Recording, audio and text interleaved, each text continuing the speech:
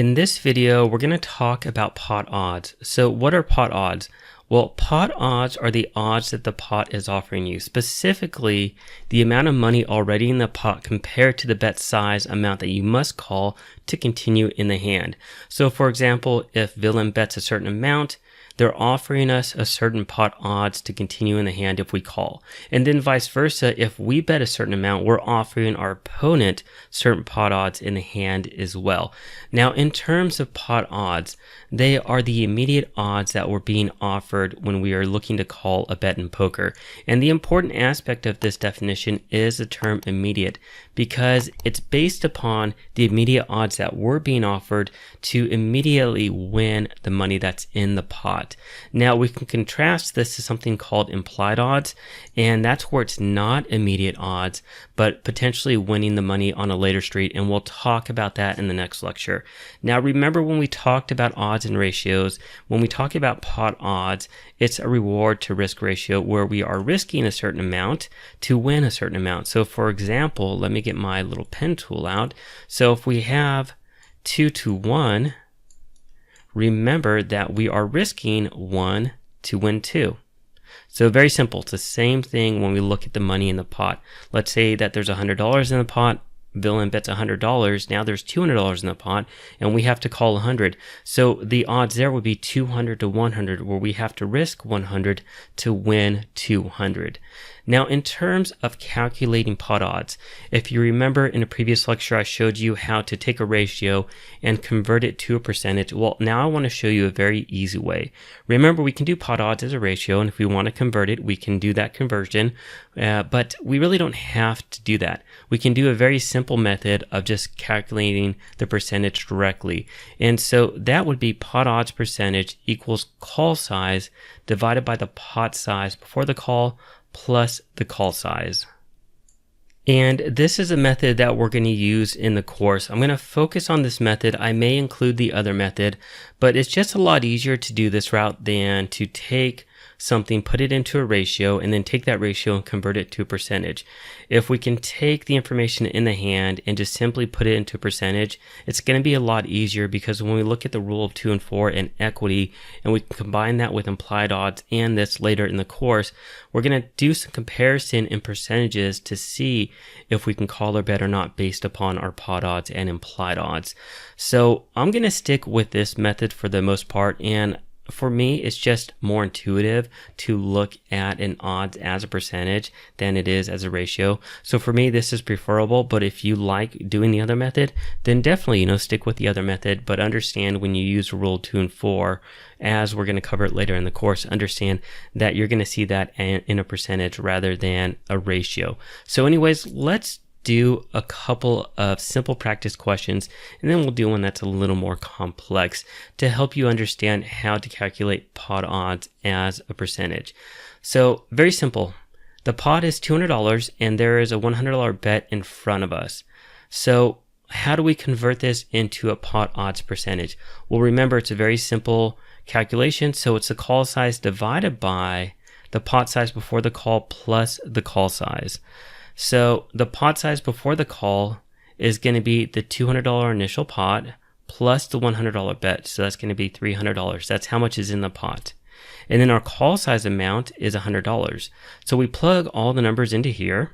So the pot odds percentage is going to be the call size in the numerator, so 100, divided by the sum of the pot size before the call plus the call size. So it's 300 plus 100, that's going to give us 400.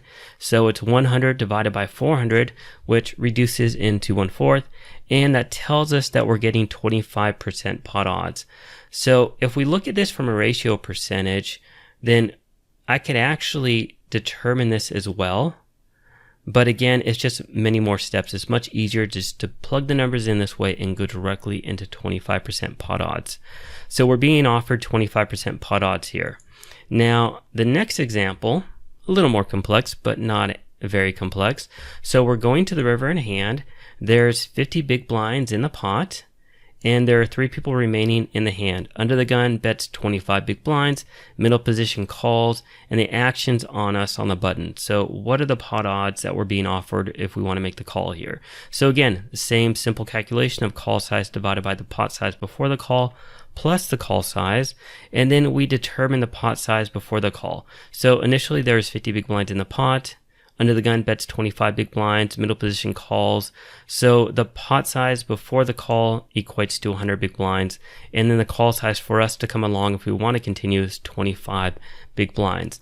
So our equation is 25 big blinds divided by 100 big blinds plus our call, which is 25 big blinds. So it's 25 big blinds divided by 125 big blinds, which reduces to 1/5, and that equals 20% pot odds. So we're being offered 20% pot odds in this example. Now let's move on to our third calculation. A little more complex, but really not that complex. Just wanted to make sure we added a bit more information in here. So under the gun, open raises to 3 big blinds. Let me go ahead and highlight that. Small blind calls, and the action is on us in the big blind with pocket kings. We decide to 3-bet to 10 big blinds here. The action's back on under the gun. If under the gun decides to call, he will need to commit 7 big blinds more to the pot. So I made this slightly more complex because the pot odds are the pot odds that we're offering under the gun by 3-betting here.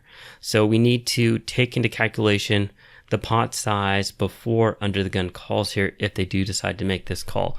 So using our basic calculation, so what is the pot size plus the call? So we'll just go ahead and calculate this entire thing together. So there was a 3 big blind under the gun open raise, and then small blind called, so there's 3 big blinds from small blind. And then we 3-bet to 10 big blinds from the big blind. And then let's assume that under the gun is going to make the call because they want to determine the pot odds are being offered, so they have to include it as if they called, so that's there's 7 big blinds. So for the denominator, the total amount is 23 big blinds.